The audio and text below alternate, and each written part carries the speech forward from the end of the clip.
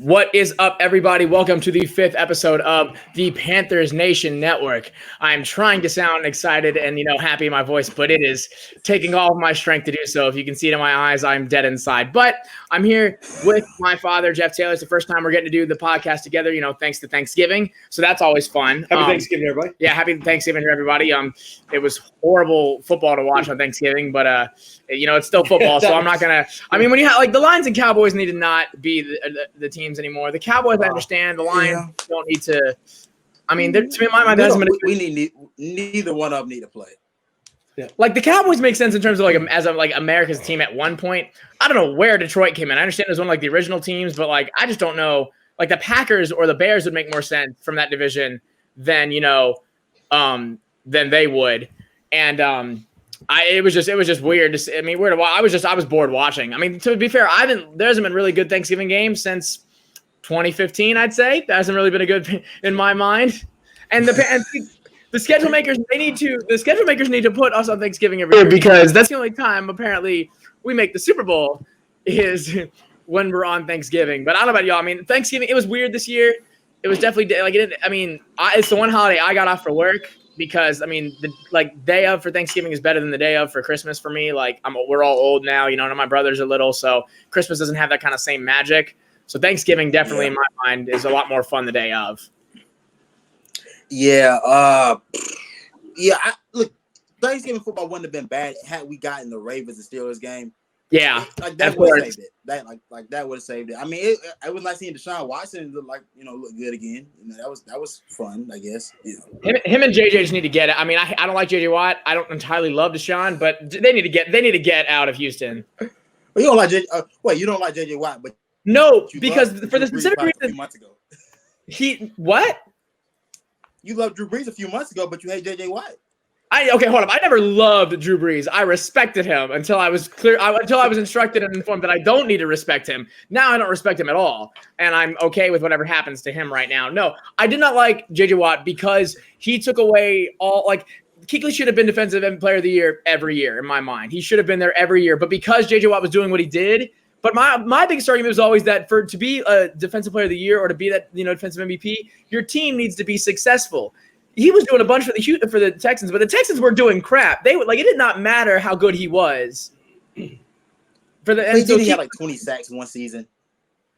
I know, cool. There's no reason for me to not like Watt. Also, being a Titans fan by association, you don't really ever like the Texans. It's just not in your range to like the Texans. I'm fine with them falling apart. Yeah, and so Deshaun Watson. The Clemson aspect, I never really loved him, but I do I like seeing quarterbacks like him, being successful in the league. So they just need to jump ship. They need to get out of there because, hey, maybe we should try to get after him. Send Teddy because Teddy is not the future. Wow. Seriously, Deshaun. I have to imagine just wants to get out of there. Deshaun in our system wouldn't be the worst thing in the world. Look, I'm glad everybody's starting to see what I've been kind of what we talked about months ago. I'm glad everybody's coming around to it. And Joe Brady's a little overrated as a play caller. I'm still down on that hill. So we're gonna start with. I'm gonna let y'all speak about it, but just the first thing off my mind, it's such a weird thing to be bad at, but Joe Brady on second down is horrendous. He's calling the wrong plays at the wrong times. He's putting us in horrible third down situations. And Teddy has a lot to answer for today, but he was put in bad situations. When you run it on 2nd 15, lose a yard, and now Teddy feels like he has to make that play on 3rd and 15. He's going to force it. He's going to do something he shouldn't do. Teddy had his moments where he was looking smarter today, but at a certain point, I expect more from him. At a certain point, you're becoming you're starting to disappoint. You need to calm down with it. So I don't know I know what Shantice thinks about it. I don't know what Tyler or Jeff think about it. Go Tyler. Yeah, with Joe Brady, I've always been a little bit higher on him and more optimistic than everyone. A little bit, not the Twitter fans out there that really really love him. Yeah. But I do think we are lucky to have him, and a lot of other teams out there would kill to have Joe Brady. But what you're talking about second down, one of the first things you can look at to tell if an offensive coordinator is doing a good job is, does he treat second down like third down? And he doesn't at all. Not at all. No, that's what you usually need to treat second down like third down. And, second and long, where I just don't get it. I just don't get some of our second and long calls. That's that's Joe Brady's biggest weakness thus far is the second down play calling. So we need to figure that out. I think with I agree with that too. And especially when you have the personnel that you have, not that you're going to light it up in terms of coming out of the backfield. I mean, they were doing it today by committee the first half. I mean, friggin' Rodney Smith looked good. Trenton Cannon looked good. I mean, Mike Davis was doing what Mike Davis does. Like, I wanted them to throw a bit more at certain times, but I mean, you just have to be situation. You have to have the situational awareness to know what to do. If CMC's back there, yeah, I mean, if CMC's back there and you got 2nd and 15 and it's a draw, I mean, that's a different story, though. Well, it's like you take, we'll go down the road. You take Derrick Henry. I mean, on 2nd and long, give it to Derrick Henry. I mean, or give it to CMC, or give it to whoever else you could have out there that's going to run the ball. So that way, I get it. But I agree with you, Tyler. It's frustrating. Whoever does it, whatever team you're rooting for. Yeah. If you don't treat, if you do it that way, you're done. And and Tyler hit it right on the nail right on the head, because we were doing great on first down for the most part. For the most part, Mike Davis was doing what he needed to do. That runs on first down, I get it. And then, I mean, there was a time too when we were up 2 touchdowns. I know the offense has been a little bit, curtailed, but when you were there was that one drive we threw. I mean, 95% of the drive when you could have ran and maybe drained a little bit more clock off of the game. Like, I don't know what y'all thought about that. Yeah, you know the drive I'm talking about, right? It was the third quarter. We were up 2 touchdowns. We didn't even score a touchdown off the drive. But look, there is a moment in that second half where you completely abandoned the run game. I know what you're talking about, and you're up. Well, we may have been up 21-13 at the time. You killed no time off the clock, and you had to settle for a field goal. So I still can't understand why in the red zone we cannot produce. Like, and that I'm looking at play calling, the quarterback. I gotta look at those 2 guys. I keep thinking, like, well, we don't. It's not that we don't have weapons, because we have more. We have all the weapons you need. You have Mike Davis. I won't give him the CMC being out. I won't give him that, because look, you're a bad team. If your team is built off a running back, you're a bad team for the most part. Most teams whose offenses are built solely off of your running back having success, you're probably not a good team. And right now we're 4-8. Not that we're not a good team. We're very talented, but we just don't coach it well. We don't play it well week to week. We don't play well week to week consistently to make it to that next tier. So Jeff was itching himself over there, trying not to say anything about the running back statement. But he brought up a good point. And here's the deal: when you get in the red zone, it comes down to coaching. It really does. No, I mean, there are offensive coordinators out there who are calling plays that are getting it done. And really, you've got if you don't have CMC in there or whatever, you've got to figure out the best way and the best play calls to get the ball in the end zone. And when you have Curtis Samuel and you have DJ Moore and even Mike Davis, you got to score. So in my to not to Brady's defense, because he does not deserve defense because of the way he called this game. I was telling Jeff earlier, it was the coaching in my mind today that loses you that game. You can this young team played out of their mind. I mean, I'm not putting the Vikings on a pedestal, but they're still they're a good football team when they play to their strengths. But for Shantice's point about the running backs built around it, I don't think, I'm still going to give it to them not having McCaffrey, because McCaffrey, the way we use him, he's not a running back. He's an X factor. When you don't have your sole X factor on the field in those red zone, it's tougher in the red zone. I'll give him that. But you can't tell me you're not going to be able to draw, a Kurt Coe motion, give him a little pitch pass and have him go around the end. You can't tell me you can't get that going, or you can't get, Robbie over the middle. And at a certain time, the defense, when you get the ball on first and goal, that huge momentum swing, and I understand the run, before the 2-minute warning, that had to happen. But then that second down play, and you're just running it up the middle when that's not to your strength. Even with Davis, McCaffrey wasn't always ever great at running up the middle. And Davis is definitely not McCaffrey. Davis is better when you give him that little space on the out. And it's just, there were a lot of positive things today. I'm trying to keep it in perspective. We have a good, solid future for this team. The young guys that we have we're playing out of their minds today on both sides of the ball. But there's also a lot of reasons to be upset. And the worst thing about this team is it gives you hope week in and week out. At least the second quarter, I'm like, we can win this game. And then I'm on my knees with my hands on my head in the fourth quarter because I'm like, what just happened?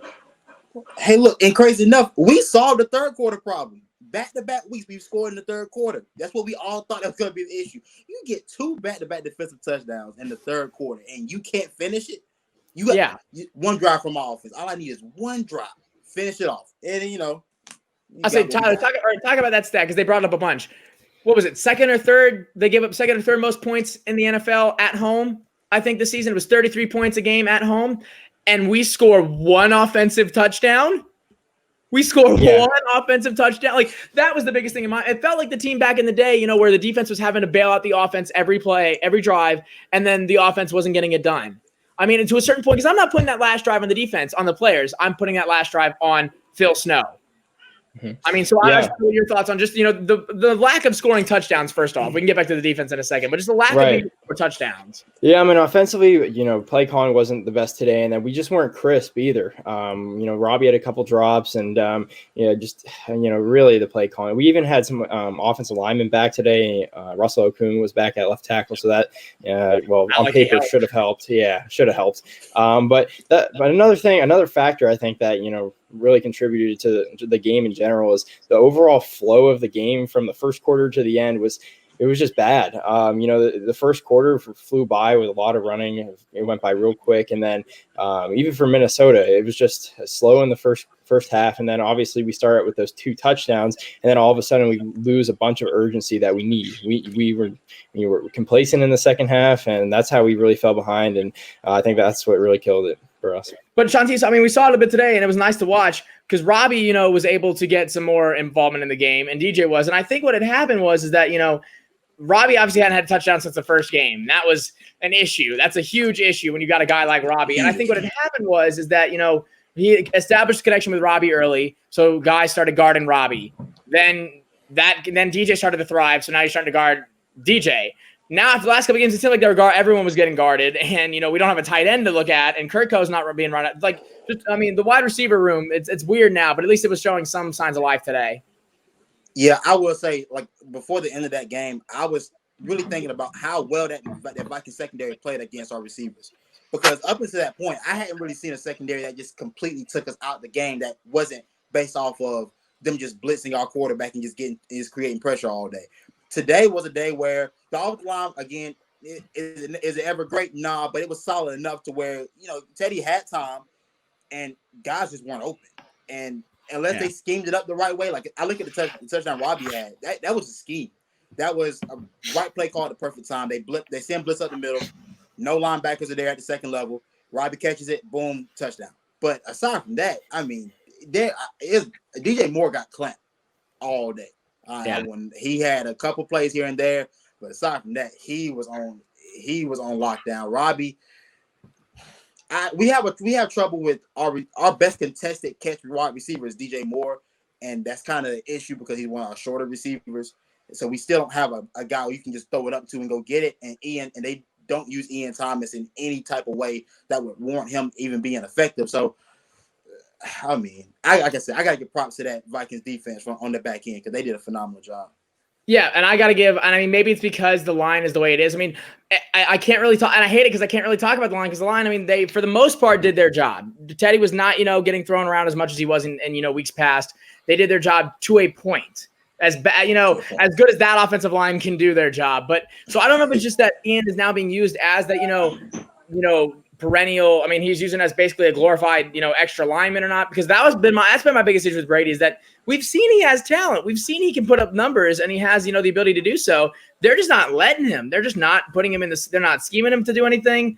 They're not using him at all. And that was upsetting to me. And then the checkdowns too. I mean, that's where Teddy got me today. The check down, you can't throw 5 yards forward on 3rd and 14 and 3rd and 10, 3rd and 14 and expect to get that. I mean, the good part about it is that, like, if you're doing those slants, Curtis and DJ can make those open field moves to maybe get that ball. But if you're throwing it where Mike Davis is looking you in the eyes on 3rd and 10 from like 4 yards out, that you can't, I understand. I like you're not forcing it, and it's a weird spot. You can't force it, but you also have to try to make a play. So Teddy definitely has some issues with that. Okay, I mean, no need to. I didn't mean to interrupt, but it's almost like when it hits 3rd down and long, it's a guaranteed punt. Yeah, exactly. We would not push down the field at all. We won't hit. I mean, and it's aggravating because I just wonder what the problem is. Is it? I mean, it can't be the receivers we have because I mean we have one of the best duos in the league. It can't be the running backs because even Mike Davis has shown that he can create when you get him out in space. Like, what is it that's not connecting that on 3rd and longs? Anything past 3rd and 8 is a guaranteed punt. Yeah, it's upsetting. And I mean, hold on. what? I'm gonna play devil's advocate a little bit. I mean, Okay. if you have what Shantice just said was one of the best receiving duos, Which you do in the NFL, then get open. That's fair. I mean, get open. I mean, find a way to get. Fair. I mean, That's granted, fair. the Vikings secondary played well. At some point, though, Teddy will make. I mean, he's got to check down because nothing there. And if you're going to succeed in this NFL, you got to get open. Well, so I mean, that you got to get open. So then I put that on. I mean, because we clearly saw. I mean, obviously RDBs are nowhere near as good as the Vikings, but they had more than enough time to get open, even when we were rushing people. So I'm going to put that a little bit more on the offensive line because I think Teddy's jittery now too. Teddy, I think his line has done it to Teddy where he feels like he's, even if there's nobody breathing down his neck, he feels like there's someone breathing down his neck at all times. You can see it. He's gunshot. You can see it in the way he looks and the way his feet are, the way he is in the pocket. He's ready to either get out of the pocket or to get it away. So that's giving the receivers only, 3 or 4 seconds to get open when some of the routes they're running. I mean, we're not running deep routes, which is the weird part too. Like, I'm sure we're not running anything longer than a deep post for the most part. But go back. So granted, he has mistakes. And he cost some points through his red zone play, especially. Yeah, that was. But I'm going to give it to him look, you got 45 seconds left. And you did exactly what you needed to do to get him downfield. But we never should have been in that position. Well, you can talk about that later. What I'm just saying, though, is after – we can talk about it now because Teddy – you should have been in that spot anyway, number one. But number two, I mean, he got him downfield. And listen, I'm going to put it right here, and I'm going to just change course here real quick. Okay. I'm putting the game on Joey Sly. No, never. No. I did. Listen, you got a kid who has that kind of leg – who comes into that spot, and in the NFL nowadays, a 54-yard. I mean, I was sitting there with you. I knew he was going to make it. I knew he was going to make it. Think of what we've asked this man to do this year. But think of what we've asked him to kick a 65-yarder. But 65 and 67, one thing. 54 in this league, 54 indoors. Okay, but 3 years ago, that would have been a tough kick. Huh? 3 years ago. Ahead, look at Tyler. Hey, Tyler, you want to jump in here? I don't think he's got to make it. I think he's got to make it. Hey, look. I'll let Tyler. I can let Tyler have this one, but I know one thing though. I know for as much hate as Graham Gano got, he made those kicks. He may have not made all of them, but I've seen plenty of kicks Graham Gano made where they were 50 plus. I think about the one against the Giants a couple years back. He's made big kicks, so I'm not giving Joey Sly a pass right now. Yeah. Mm-hmm. Yeah, and you can't be too hard on him for the one that's blocked early in the game either. But I agree, right? Yeah, but late in the game like that, Teddy made the mistake from missing DJ Moore in the end zone. But then, like you said, Jeff, we got him down the field and we did what we could. 54-yarder, it's makeable. You got to make it. I still think we need to understand how young this kid is. He's only been in the league 2 years. He wasn't even starting the majority of last year. He was in for half of it. We've asked this kid to kick a 65-yarder against the division rivals at home where he missed, or in New Orleans where he missed that game-winning, or the field was last year. We've asked him to put up a 67-yarder against the Super Bowl champions. And now I understand he's got a great leg and all, but we do not need to be putting him in those situations. Because think about what's in his mind right now. He's already had a field goal blocked. Well, he's already had a field goal blocked. And I can tell you, and you should know this as a kicker, a guy can be automatic from 60, 65 when nothing's going on. But you put all that pressure in your head, you put all that pressure in your mind, you have to, your playoffs are on the line for your team right now. You should not be putting him in that situation. But as somebody who's kicked, you want to be in that situation. Yeah, so as somebody you want to be in that situation. You want to go, listen, I got this. And I'm gonna make sure that next time I'm called upon, Matt Rule's not gonna have any thoughts. He's gonna go, okay, you know what, my kid can make this. Now Rule's kind of like, I'm just saying, and the gist was, it's not that he missed it like he did. I will say he missed it. He really did miss it. That was tough. He missed it. So, and you're going to go to it, I know, next or whatever. And listen, I'm going to put it toward him a little bit. You got to make that kick. But how on God's green earth do you play 8 deep and you let Kirk Cousins pick you apart with 8 deep in a zone? They were wide open. Listen, and here's the deal. And I've said it every week, whether it's Kirk Cousins or Tom Brady or whoever, have them dance around. I would rather send 9 guys and have my 3 guys get beat deep than sit back and play 8 and let guys get into the zone. Yeah, well, yeah, and I mean, that to me was just not acceptable. I mean, hell, double cover everybody. Like, you've got enough DBs back there that you're gonna make that. I mean, they were wide open. They were wide open, and they ran right downfield. It didn't even look hard for them. And it was tough to watch. And I mean, we saw, Stanley Thomas Olivier. I'm sorry, you lost your job. I don't know why you were in the game. I don't know where Troy Pride was, because he got the crap burned out. He was burned out of his shoes on that touchdown. It's just the fact that he got caught looking in the backfield. Like, what, my dog, we're in the red zone. You have one guy. What are you looking back there for? There's nothing there for you. And fam, first of all, even if it was, I don't even know what coverage this could have been. But in the red zone, you're only playing about 1 or 2 coverages. And as a corner, you're either really covering. He may have been cover 2. More than likely could have been cover 2. Could have been 3. But either way, fam, it all turns into man in the red zone. Yeah. Stay with your guy. Stay back. What are you looking in the backfield for? There was nothing there, but yeah. Was Dalvin Cook in at the time or no? No, yeah, he wasn't at the time, but they weren't using him. They were just picking us apart. And Cornell too, because he got on that two-way conversion. Corn got the crap beat out of him. So the defense, and to be fair, the defense played out of their mind. Now let's say the front 7 doing what they did to Dalvin Cook for most of the game. I'll say, Tyler, we talked about, they shut him down. We talked about keys of the game, which was amazing. Shantice talked about keys of the game. I mean, they did what we asked us to, didn't they, Tyler? Yeah, it was remarkable. Yeah, I cannot believe it. I cannot believe that we manned up. They were missing a couple offensive linemen, but we manned up in the trenches, which is where we're really young. Mostly, 2 rookies on the D line, and young linebacking core. I mean, we filled the run. We stopped Dalvin Cook. We basically made him a non-factor. But like we talked about on that last drive, we got picked apart. I'm almost wondering if they did that all game and just started throwing the ball. I'd be worried to see what the final outcome would have been. Oh yeah, no, 100%. Yeah. And I think that was Phil. We were talking about earlier. I don't know if Phil just thinks he needs the cushion to blitz that much, but even when we were, he was aggressive coming out of the gate. It was amazing. He had those. Jeremy Chin played out of his mind, and he should be a candidate for, if not defensive rookie of the year, defensive player of the year, because he was playing like crazy. And another person I want to highlight is Zach Kerr. On that first fumble, Zach Kerr broke double coverage. He pushed both of them out of the way like he was parting the Red Sea and went to go get that ball. I mean, he played out of his mind right there. And also Marquise Haynes. I saw a lot that I liked from him today off of the edge. When you need that kind of – we talk about depth. F.A. did an all right job. He had some of his moments that he was a little iffy, but seeing for the first time that front 4 play like we were talking about again, by committee, we saw Haynes, we saw Burns, we saw F.A., we saw Kerr, we saw Brown. I mean, those guys were getting it done. And also, I'm going to let Shantice talk about his boy, because Troy Pride played a hell of a game too. Troy Pride had 2 plays in the red zone that on any other week could have been a touchdown with Troy Pride, because he's been up and down. Confidence has kind of been shaky, but today had a great day. I mean, and on the touchdown Jefferson caught against Stanley Thomas Oliver, I was wondering why Troy Pride wasn't in there. Yeah, he's played well against him in the red zone to this point. But I mean, like I said, it was good to see him have a good day, because he was our 4th round pick. I'm happy to see any of our draft picks start to have some confidence and start. I just want to see that we did a good job in the draft and see how many of these guys we can take moving forward. So far, I really liked about only 2 guys, and that's Derek Brown and Chin. But if Troy Pride can continuously play well like he did today, possibly work into like a cornerback 2 role, then we may have something. I mean, we may have something we can move forward with, because Corey Elder's not the answer.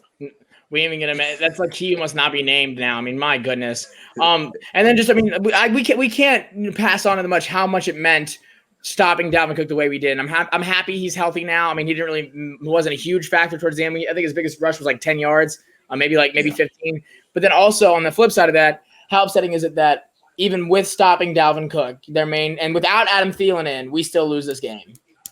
That's pretty disappointing. You throw, Adam Thielen, I could then see Kirk Cousins having a bigger game and a better game. So having him out, obviously he's a stud. And he opens up the lanes. So maybe that's what you did. I mean, they were like, look at it. Adam Thielen's not in. We're going to put all our energy into stopping. We let BB we're going to let Dalvin Cook. But that's, BB, Don Beebe's kid. You act like I know who that name is. Played for the Buffalo Bills. Okay. Anyway, but I mean, it's disappointing, but we're sitting here last week. Did any of us pick them to win? Did you pick them to win? I picked him to win. And see, well, you were right there too. I said Joey had been getting all these chances, and he kept not getting it. So Joey was going to finally get his chance. So I'm sorry, Joey. The problem with the losses, and it's like any other team that we follow and stuff like that, they reel you in. We're right there. We're going to win. We're going to win. Just when I thought I was out. Rip the rug right from underneath you. So, I mean, it did hurt too. I mean, because when you have people like Arizona lose. Yeah, when you're in the playoff, when you're legitimately in the hunt. Tampa Bay is probably going to get, shellacked. Although what the heck, we'll talk about it later because I know we're going to bring our gone in a minute. But Atlanta, the Raiders, what the heck? The one I needed Josh Jacobs and Darren Waller to do well in fantasy. No touchdowns. And the Raiders just they beat Kansas City once, almost beat them twice, and then you're going to get beat by 27 to the Falcons. And so before we bring James on, let's talk about that because there's looking now like there might be. We talked about those conditions, the contingency plans the NFL set in place a couple weeks back, where they said if the season ain't going to finish in time, if we can't get everyone to finish, they're going to cut the season short, have a 2 to 3 week break, bring on start the playoffs in a bubble. You have an 8th seed. It's looking more and more like that might be a possibility because of the way that Monday and Tuesday, all NFL facilities are shut down. It's blown up. The cases are starting to build. And so now, if we had won that game, we might be in a good spot for the 8th playoff seed. But now. It would not surprise me after Tuesday's Steelers-Ravens game if they didn't shut down for 2 weeks. Yeah. It wouldn't surprise me. Now, whether they do or don't, when you've got, Detroit, Denver playing right now with no quarterbacks. Yeah. You've got it's not far off from us. And you got New Orleans not playing with a quarterback. Oh, he's not. Yeah, exactly. Anyway, he who must not be named. Also, yes. But and it was right there. That's what hurts. Yeah. It was right there in front of you, and you could be 5 and. Would have been 5 and 7. Now and really in the and you're not out of it still, but at some point you got to win those games. Yeah. I also will say it's upsetting just to think. Lamar's not playing anyway, but it was looking at the time like they were going to keep postponing the game so that Lamar could play. But yet the Patriots, when Cam went out, they're like, yeah, that's fine. You got to play anyway. That seemed a little odd to me. You got to have Lamar. And even though Lamar's not looked right this year at all. Okay. He's going to bring it out. No. I'll say it. Ryan Tannehill's a better quarterback than Lamar Jackson. At this point in time, I'll give you that. Over the last 2 seasons. I'm not giving you that. Whoa. I'm not. He was the MVP. We'll go down the road. But that's later. That's different. That's a different conversation. That's a whole different podcast. Yeah, of course. But no, so we talked about the game, and we'll talk a little bit more after we bring James on here in a second because obviously we don't have a bye. We have a bye this week, so there's no other forward game to talk about, so we can just talk about the season as a whole. But guys, we've done this every week, so we're going to bring on James Cunningham. He's a fan who's joining us, and so James, how you doing, man? I'm doing good. How are y'all? We're doing all right. So just give us some of your first thoughts after today's loss. Oh man, dude, it's heartbreaking that kind of thing, especially to the Vikings. And I heard y'all talk about it earlier, like with Dalvin Cook out and Adam Thielen out, and it was still a tough day. But I think it's really a testament of our youth, though. Like those kind of games where we struggle in the second half, in the fourth quarter, a lot of that is the youth and getting all these dudes in together that hadn't played together before or had history a couple years ago, like getting that back in, like I think it's a massive testament to that. And I think also, like, I don't know, you guys a lot more optimistic than me. I'm not looking at playoffs. I'm looking at what kind of pick are we gonna have. Yeah. So as a fan, you never say as a fan, you want your team to lose out to get a good pick, but would you rather us get a better pick than a playoff game? Kinda. And the reason why is because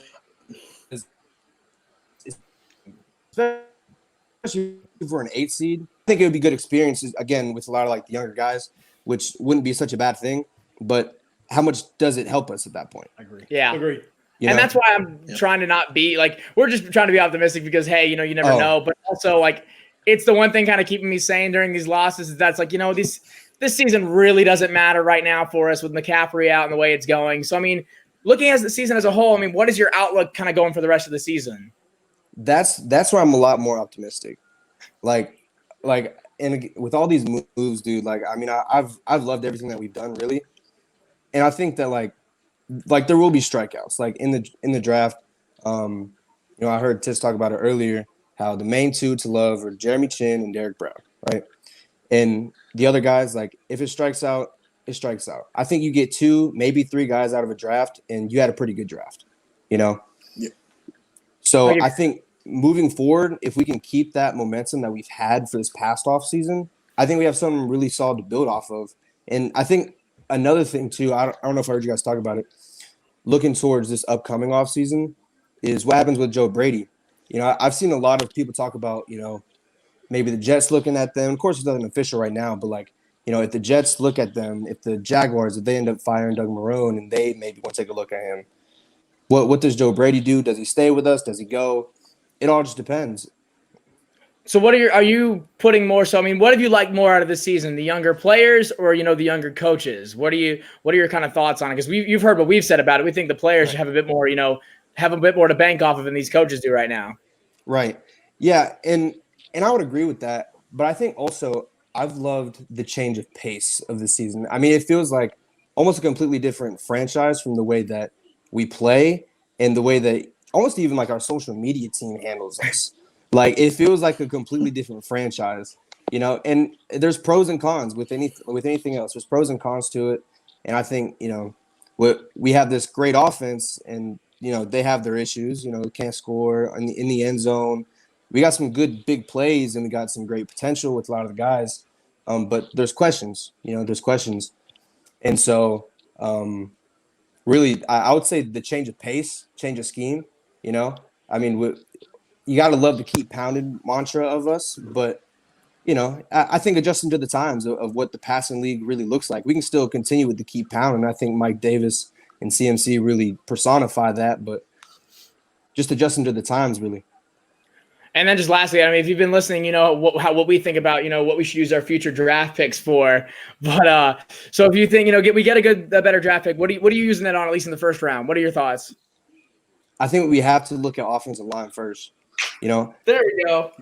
We do. I don't love Teddy though. Don't get me wrong. I don't love Teddy. I think if we're in the position to draft like Trey Lance, I think we do it. But I don't say we move up for him. If an offensive line is there, I don't say we move up for him. So that we were talking about it too. You might not have been on when we were talking about it. First thing, also in my mind, the way I've been watching this year a little bit more, I'd be okay if we waited a year and tried to get Rattler coming if he comes off the draft. If he comes into the draft next year, I liked what I'd seen from him. But we were talking about it. You know, there's some guys that probably want to get out of their deals right now. They're still, you know, in their prime. What would your thoughts be about trying to pursue to get maybe Deshaun Watson, get him out of the Texans' dumpster fire? Oh, dude, bring him back to the Carolinas. Wins a college in Clemson. Bring him back to the Carolinas.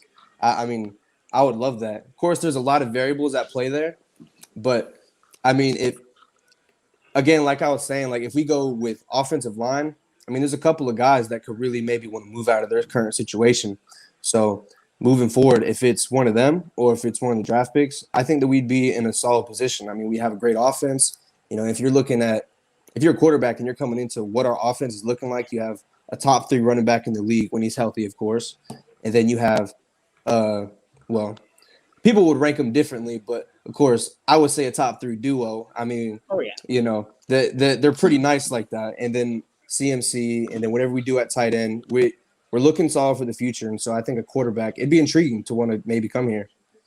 Definitely, man. Well, so we'll say you're reservedly optimistic. That's where you stand right now. Yes.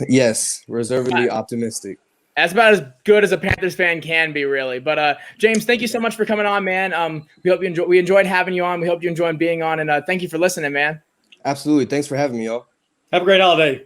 Yeah, man. Okay. See ya. All right.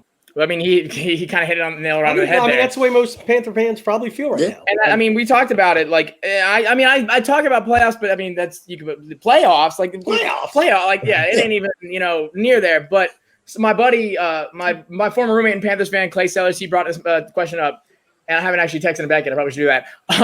But if we say we do make the playoffs, who are you putting under center? I mean, is the gap been kind of closed a little bit now? We had talked about it last week between Teddy and PJ. What's it looking like now? It's still Teddy. It's still Teddy. Look, Teddy. Do I want to have a controversy? I do. I love some drama, but it's still Teddy. Yeah, it's. Yeah. No, I'll give you that. What about you, Tyler? I remember after the Falcons game, we were talking about how terrible our backup quarterback situation is. And then, PJ, he held his own last week, but so I think it's got to be somewhere in the middle. And, Teddy's still the man. I'll take the larger body of work from Teddy than just the small sample size of PJ. Yeah, and I don't know about you, Jeff, as a pseudo Panthers fan. It's tough to root against Teddy, and it's tough to say he's doing things wrong just because of his story, and it's tough to critique him in my mind. Well, I think the gist is, listen, he goes 5-0 and sets the world on fire last year with New Orleans. But so obviously then everybody's like, okay, 5-0, we got to win or something, and it still comes back to a new system, new coaches, new environment. CMC gets hurt. All the pressure goes on him. Yeah. Literally it all fell on him when CMC went down. Yeah. So if you get to the playoffs, you dance with the girl who brought you, and you go with, that's an old saying. Don't worry about it. Old man saying. Girls don't take me to dance. Anyway, but you go with Teddy. Because I think if you were going to flip a switch and make a change, you would have done it already. Yeah. And you said, listen, we got 4 more games left. We're not going to be in the playoffs. Let's see what we got. And back to not making the playoffs versus draft picks. I would argue that you want to go to the playoffs. I would argue that because you can take a wild card team that can make a run to the Super Bowl and win. Would you have put money on the Falcons beating the Raiders today? No, but okay, let me. But what I'm saying though is, so you get to the playoffs and you make a run. Right now, even let's say you went out and you missed the playoffs. Yeah.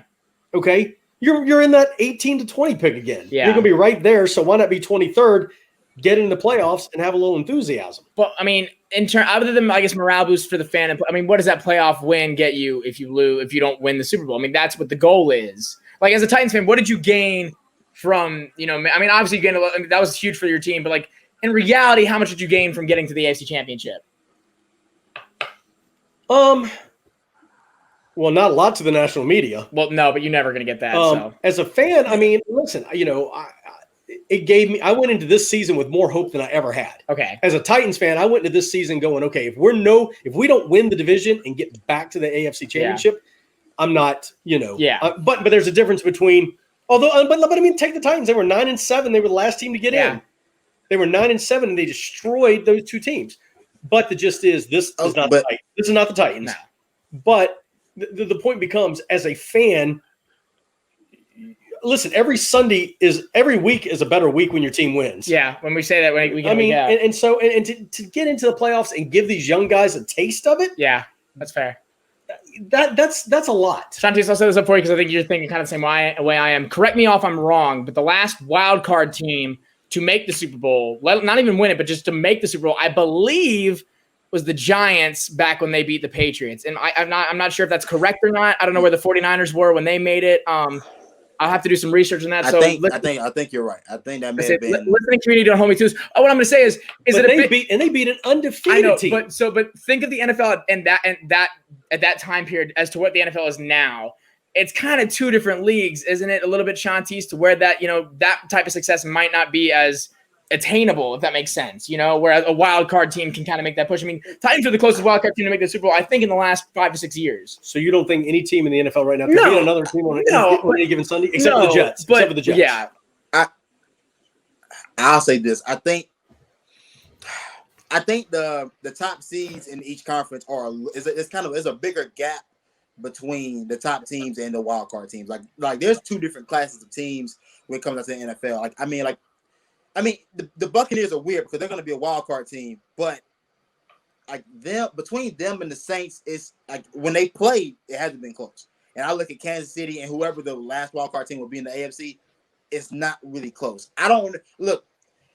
Well, Pittsburgh's number one team. Oh, I'm seeing Pittsburgh. Oh, yeah. Well, no, that's a little bit different because I haven't thought because I haven't believed in Pittsburgh all year. But look, if I'm a fan, I do want to make the playoffs because you don't have a chance to win it if you're not in it. And as long as you're in it, as long as you're in there, you got a shot. We made the playoffs at 7-8-1. We won a playoff game, and we actually had a chance the following week against Seattle. We were there. If a couple things go right, you may win that game. So I do want to be there, but with this team, honestly, I take the picks because I really don't believe in the direction we're going in. If I believed in the quarterback that we had and everything else about this team, I would say go ahead and go for the playoffs and let's see what we got. But because I don't believe in the quarterback, I don't really believe in anything moving forward with this team until they make certain changes. Like, trust me, I love. Oh, sorry. You go. Oh yeah. No, just as a fan, like talking about the draft and then winning games. There's been years towards the stretch of the season where I'm like, all right, I'd prefer that we lose so we have a higher draft pick, but I'm not going out here rooting that we lose, and I'm not going to be upset if we win. And the way that games have been going for us, it's the worst way to lose. Or the best way to lose, sorry. We're getting our guys experience in close games, and you're getting real situations. We're not just getting blown out of the water because no one wants to see that. Imagine being a Jets fan right now. I don't know how that would be, but you got to find the balance between experience and then it's nice to have the draft picks. But I remember a couple years ago when we had the 16th pick in the draft that we used on Brian Burns. That 16th pick everyone talks about that being the worst. Yeah, absolutely. But even there, we were able to get Brian Burns, he seemed to be our guy the whole way through, and we were able to get him at 16. So, a loss or two, it's only going to matter a couple picks. So when you're talking about that, a win, it's not the end of the world. And especially, maybe we can talk about it more in week 16 or 17. But for now, we're just we just want to see our teams win, I think. Yeah.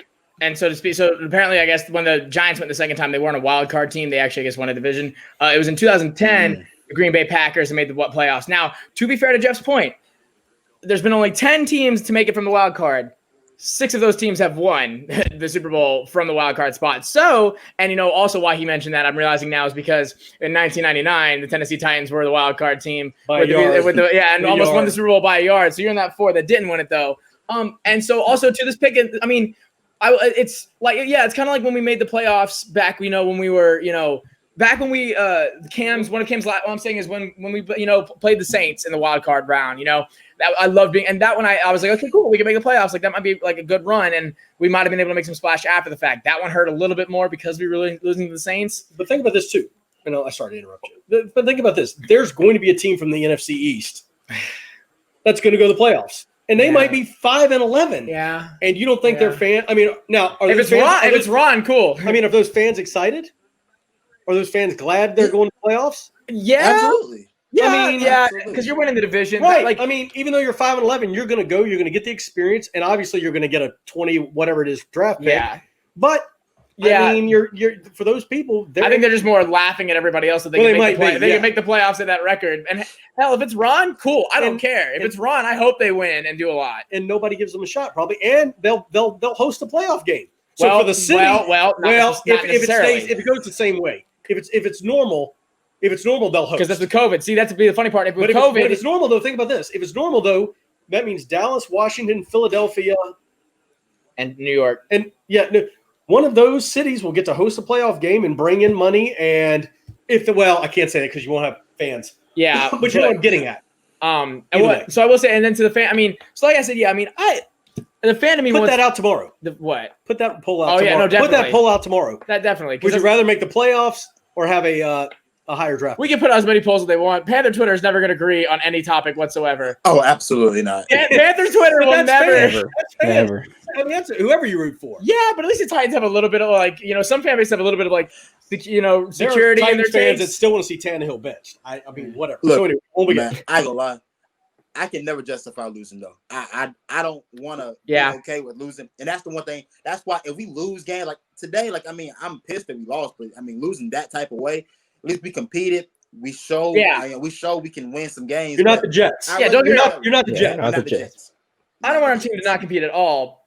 But when you think about picks too, I'm also thinking about it. You got to think about who's making those picks when we get those spots in the draft. It's Hurney coming up, and to Tyler's point, Hurney might be the best pick he's ever made in the draft. Well, you talk about how easy it is to make a first-round pick, because that was Hurney, I believe, right? That was after Gettleman got the boot. That was right around when Hurney picked Burns. When Hurney picked Burns, I believe, was it not? Yeah. Hurney was. Yeah, Hurney was. Hurney picked Burns. Yeah. So because the 16th spot, that's a bit of a no man's land for There's still a lot of talent, but there's also it could be questionable after that 16th or 17th pick. So he made a good selection there, just to his praise, but. You know, I mean, his first round picks are normally good, but I mean, how horribly hard is it to make a first round pick if you're in the top 10? But so Marcus Mariota. Well, I'm gonna say that's Marcus tough. Mariota. we won't. Jameis Winston. Yeah. But no, so I mean, I'm just saying. it's a tough juxtaposition of wanting your team to win, but then also wanting your team to be better in the future. I think I think you guys have hit the nail on the head. There's a difference between losing and like the way you did today. Yeah. And the Jets, who've just 0-10 and may as well be a high school team. Yeah. At least this way, I say losing's always hard. Yeah. But, you know, to know it came down to a 54-yard field goal where you could have won and everybody, you know, I mean, blah, blah, blah. I'd be a bit more. My sanity would be a bit more intact if we were getting blown out. I'd be depressed, but I would be at least a little bit more, you know, sane than again on my knees praying to God. This season has come down to this, other than the Tampa Bay game. Yeah. Oh, Tyreek Hill scored again. Just by the way. Oh, there we go. Other than 50 fantasy points right now. Other than Tampa Bay, let's go back. Other than Tampa Bay, you've won or been in every game. Yeah. I mean, you're literally probably a minute and a half from having 3 other wins. And I mean, literally, you're a minute and a half, 3 minutes from having. You could be 7-8 wins right now. And to put that in perspective for, you know, but you could. I mean, but you're not. But you could be. But to put that in perspective for, you know, the past and I mean, it's not, you know, history doesn't normally repeat itself. But looking at the teams of the Panthers past, what was it, 2012, 2013? That's what the case was. We were down maybe 3 to 7 points, literally every game except for maybe one. And then you build up that future. You had a lot of younger players, a lot of older talent, and then you build up the future, continued, and you got yourself a Super Bowl in 3+ years after that with, you know, the way your coach was. So, I mean, Matt Rule has the ability to kind of create a very similar strain of seasons where you could see yourself in the playoffs or in the playoffs, maybe even Super Bowl within the next 6 years. And if I knew that now, if I knew that security now, I'd be okay with whatever happens. If I knew we could be in the Super Bowl spot within 6 years. Yeah, it always goes down to they talk about. Go ahead. Go ahead, Shantice. Oh no, okay. Well, I'll say this. I mean, it's just our quarterback's 28. This isn't like a 22-year-old doing this. Like this, our quarterback's 28. He's not getting younger. He probably won't get that much better. I don't like. It's just, where do you feel about everything that we've done to this point? Like, how do you feel about those moves? Like, if you feel that we've made the right moves everywhere and maybe to fix a couple things, then cool. But if you don't feel like the biggest moves we made have been the right moves, then I don't know how to feel about the future either. It is like I'm okay with the McCaffrey move. I mean, you can't have a player like McCaffrey and not, you know, we couldn't have foreseen that he was going to get injured like this. I mean, if you look at running backs, you could kind of see it, but he had been consistently healthy for 4 years, and I mean, almost through college and high school, if I'm not mistaken. So I'm not upset with that move. I mean, I know you're not supposed to pay running backs, but again, he's more than a running back. He's an unreal athlete that you got to keep around you.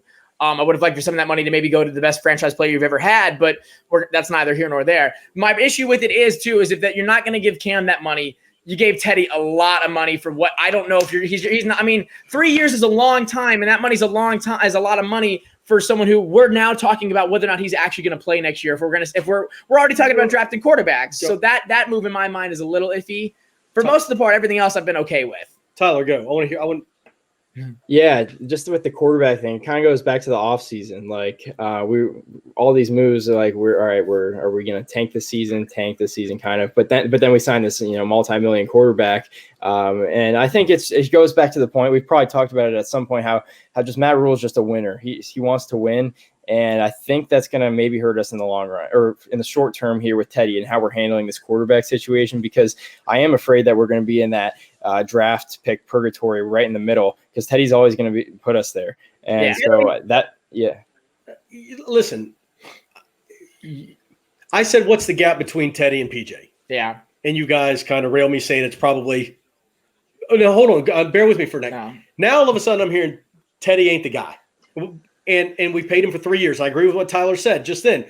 This is it for 3 years. This is it for 3 to 4 years. You can forget it, because you're going to be a 7-9 to 8-8 ball club for the next 4 years, and you're not going to get the Trevor Lawrences. You're not going to get the what's the kid from Fields? Justin Fields. Yeah.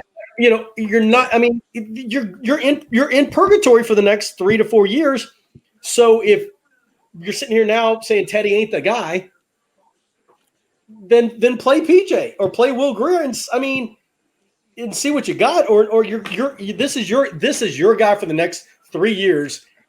Deal with it and get some offensive linemen to build around him. Yeah, no. and gets them off. And that, you know what I'm getting at? Well, so I'm gonna go off of that Definitely. because you're right. But I mean, it's one way or the other.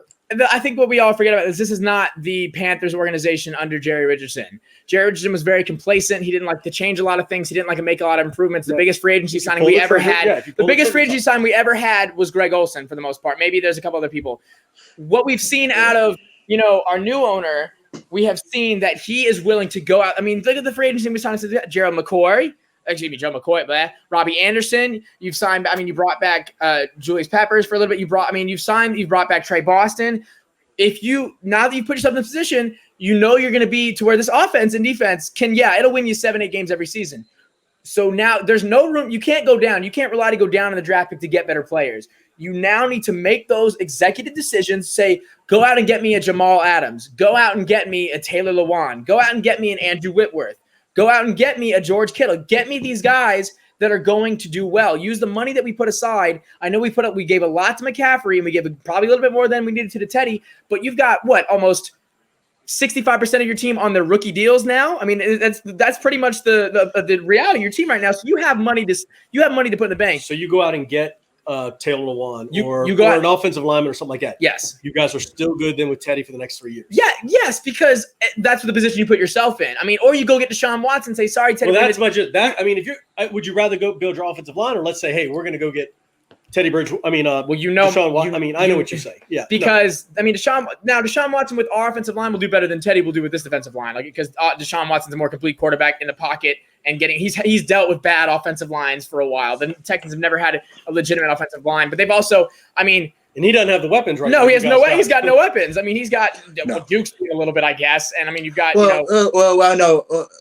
he's got Will Fuller, Brandon Cooks. Those are still two solid receivers. They got beat. They're no better than ours. I mean, I'd put our guys up against his. Oh yeah. We probably got better. And you throw in McCaffrey in the mix. I mean, so that's what I'm saying. If you are content, I'd be content with making that move if we were aggressive to go get a line. Say we go get a linebacker. We go get what's the dude from the 49ers who everyone's sleeping on? That Fred Warner. You go get Fred Warner. You try to get him off of his the way he's playing right now because he's been going off. You get him out of that crap show of the 49ers.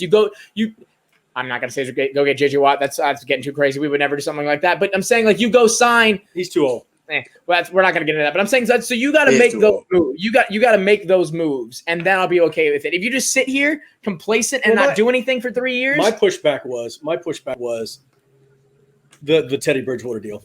In terms of y'all been sitting here saying this is the guy and we're good to go and stuff, and I'm like, the gap's not that big, and now I'm hearing. I think the gap's still big. The gap is still big. I think we underestimated how much. I agree. It's there. I agree. The gap is. I agree. The gap's big. I was just being devil's advocate. Oh yeah, cool. But I got him started. It's like this. It's like this. He's the best of what we have. If you're telling me, let's try to go win. Well, I'm not putting Will Greer in here. I'm not throwing in Will Greer to win. I know I'm throwing Will Greer in for I agree with you. I agree. If I want to win, I agree. And I agree. I agree with you there, but I agree. This isn't to say, and Shantice might disagree with me. This isn't to say that Cam would come in with his team and do a better job with the roster we have set right now. The weapons he would do a little better with, but I'm like I know you say it, Shantice. I know you gonna say it. He would do better. Okay. First of all, we're 11, 12 win team with this roster. If I let Cam Newton go outside with this roster and go have a field day, we're going crazy. We're top 5 offense, and can't nobody stop it. We got a running game. We got receivers, actual receivers. I mean, our defense is bad, but it's not bad enough where we couldn't win a few games. Cam's got 5 wins with UPS man. Cam has done everything he can for New England and give him the 5. So we could get. Go ahead. Also, I think we underestimated how much Teddy was going to change coming off of this injury, because you can definitely see some of the issues coming off of the injury, but both this season and as a whole. So I just think I'm not against the move of Teddy. It's just no. I mean, you need a superstar quarterback to put up playoff success rates with this team that we have right now, at least in terms of how young the defense is and how poor the offensive line is. So in my mind, you either go fix the situation, you get your superstar quarterback, or you fix the holes with your defensive backs and your linemen. you have to be like, this is going to be like, you've done what you need to do in the draft. And the way that made these draft picks, I think they're a bit sneakier than we think, and they can maybe make some better picks later in the draft. If we're in those middle packs, I think they can make those moves with the way they're going now. But now you've gotten to the point you've passed the tier of you cannot make this team more successful in the draft. In order to get immediate success, at least if you want to get success in the next 3-4 years, you need to go make waves in free agency. You need to spend money to make money, and whether that's getting someone better than Teddy or whether that's getting someone that can help Teddy, be as good as he can be. Right. Because he's not doing it with this line. He's not. The defense ain't doing it with these DBs. I will say, Chin. Uter, I'm going to hold off a little bit because he still has that injury, but Uter was making waves. Chin, Uter, Derek Brown. That's 3 out of 7. You don't expect. It's realistically 3 out of 5. You don't expect the last 2 to do that much anyway. Yeah. But and if you do now, let me say this: if you do make those moves for Matt Rule, you don't make these little, cute little nepotism moves. You sign someone outside of Temple or outside of a former New Orleans player or outside of a former Jets player. You make actual connections of people you don't know. I understand you like to trust what you have, but at a certain point, just knowing a person ain't going to be enough for me. Nah, I'm not cutting it. But going back to our winning window, it's not now. It's going to open. Our Super Bowl window is going to happen whenever we draft our quarterback, and then from there we got to surround him with as much as we can while he's still on that rookie deal to go for a big playoff push. So this is year 1 of the Teddy deal. I'm going to say by year 3 he's not going to be the starter anymore. I don't know if he'll be on the team or not. He might be, but regardless, I don't think he'll be the starter in year 3 of his contract. I'm okay with putting Teddy there as as that kind of coaching backup role. Like, hey, great. We're going to let you fill in, and also, Phil did okay, but I don't know what Luke's doing, but if he wants to come sit and be, new defensive coordinator, if he wants to do that, I would really love that. Or if he wants to strap up again, if he doesn't have a headache anymore, if he'd like to, that was mean. I'm not going to say, I'm sorry, Luke. That was mean. That was mean. I knew that was mean the minute I said it. I'm so sorry, Luke. I love you. I'm wearing your jersey. I knew that was mean. I take that horribly back. Please come back. That's what we're gonna. Please, we need you. We can't go. We can't go with Whitehead. Jermaine Carter did okay, but we need you back. I know you can't. You don't want to play. That's smart. Don't play. But if you want to be a defensive coordinator, why does Whitehead still have a job? What? Why does Whitehead still have a job? That's there was those moves that you make in the offseason with Weatherly, Whitehead, they still weren't as aggressive as they could have been this season. That was something I was upset about, that there was other guys that there was talent they left on the table, for money that they didn't need to spend. So like I said, hopefully that's always been the Panthers' biggest things. We've never been aggressive in free agency to make immediate change. We gave Cam no weapons and no talent for 7-8 years and expected him to be, Superman every year. We let him go to the Super Bowl with Jericho Cotchery and freaking, Brenton Burson. So that's a culture change that needs to happen in Carolina, and it needs to happen sooner rather than later. Because you see teams that have made those moves in the past and picked up free agents they know they can work, and so he's over here smirking, but that's because the Titans have made those moves. No, I'm just holding my tongue on Cam Newton. So, well, he didn't do well today, but listen. The thing that's fine. The New England Patriots signed him to get them to another level, or at least that's what they thought.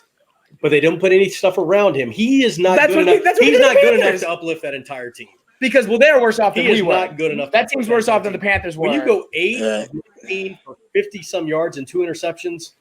He somehow has gotten to he's got his best line, but his worst wide receivers he's ever had. Listen, he doesn't have anybody, but it would be an interesting deal to see him if he was still here. I said it and I immediately counted back on it. I think he would do a lot better. He's used because he wouldn't be as squirrely as Teddy was, in terms of some of those picks. I think you maybe have 6 wins. That's 2 better than we got now. Oh, no. Are you saying at the end of the year? At the end of the year, I'm giving us at least 10 wins because you think about it. With some of those 2-minute drills, think about how many 2-minute drills Cam made. Think about how many when he was here, right? Yeah, when he was here. Okay, I know, but so that's the positions we he's put not us. the same player he was 5 years ago. Okay, but now we finally put weapons on this team. Oh, no. That was the most annoying part, is that we let Cam go and then finally gave him, a solid receiving core and a solid, we finally that Robbie DJ finally coming to his own. Curtis is finally coming to his own. DJ, we added Robbie. I like getting y'all fired up. I know. But so, no, I think Cam is, he's used to having a crap O-line. He's used to having to go down the field and make those 2-minute drills. I think, because some of Teddy's throws were pretty freaking inaccurate, about as inaccurate as I've ever seen Cam throw. That one, you got to make that throw to DJ. DJ was wide up in the end of that goal. You put it, he was in a spin cycle trying to catch it. or that that deep post to Teddy or to DJ, beautifully drawn up play. I compliment Joe Brady. That pump, that play action, deep fade or deep post. I can't get it to work in Madden, but he got it to work somehow. So it was a great route. And then he was 2 steps in front of DJ, right. Or some of the passes he made. If he had hit Curtis when Curtis was running, Trenton Cannon running down the sideline, Robbie running down the sideline on the right side of the field, he put it like a step almost to where Teddy had to run out, Robbie had to run out of bounds to catch that ball. If he puts that in field and Robbie gets to catch it in stride, that's 6 points. Right. Same with there were some balls that if he places better, you're getting touchdowns. So Teddy's not been the most accurate. It's just we're playing with the cards we're dealt, right? And that's really what it comes down to. And I will say this: Phil Snow got to go. I mean, he's not going to get any better at play calling, because if you couldn't just figure out, I just got to blitz, and you did it for a half and it worked. I just got to blitz. I just got to put some pressure on the guy, and you still rush 3 and drop 8 and get. Yeah, he's got to go. I can't even justify that. That's why I said it to end the game, to end, kind of round it out. I will say this, and you can agree with me or not. I don't put this loss on the players. I don't put this loss completely on Sly. I put this loss on the coaching. The coaching showed their age today going up against Mike Zimmer and his coaching staff. The coaching staff showed their age. We're not able to call a complete game on offense or defense. One of the first times especially off of the defense. I mean, off of the play calling we had seen from Phil Snow in the Lions game. I mean, we knew that was a mirage because it's the Detroit Lions. But the coaching staff was not able to call a complete game, and you suffer because of that. Your young guys did everything they could for the most part. Like 95% of the guys did what they needed to do, and that's why it hurt so much. And like I said, we're glad we gave it our all. The loss still hurts. Because whether you're a fan, it's win, lose, or die. Or win, lose, or tie. We're Panther fans till we die. It's just, I hate that they get my hopes up. But, like I said, we just have to keep – that's why keep pounding's our mentality. You keep pounding through everything the Panthers put you through. You keep pounding through everything the Panthers do to get your hopes up. And, we'll get our time at one point. It's got to be coming. Our time in the sun has to be coming at some point. Although I say that sitting next to Jeff, who's been waiting – 30+ years for his time in the sun to show up. So, 30-something years. Well, okay, 20, however plus years. I forgot. We've been in the playoffs the last 2 years. I'm talking the Super Bowl. Super Bowl. Super Bowl. Super Bowl's the sun. The ring is the sun. This year. Yeah, we can shove it in our my brother's faces, the Seahawks and Patriots fans. Although I'm shoving it in a little bit of their faces now. But sorry, y'all, we've been rambling. We've been rambling a little bit. We love talking about the Panthers, and we love the support y'all are showing us. I know I've said it every week, but we were getting messages this week about how y'all love, saying we love y'all. You tell it like it is. We love hearing y'all every week, and that y'all don't understand how much that means to us. So keep blowing it up. Keep blowing up the Instagram, the Twitter, the YouTube. We've got more and more stuff coming from you. We've got a lot of cool things in the works. So until next time, everybody, keep pounding.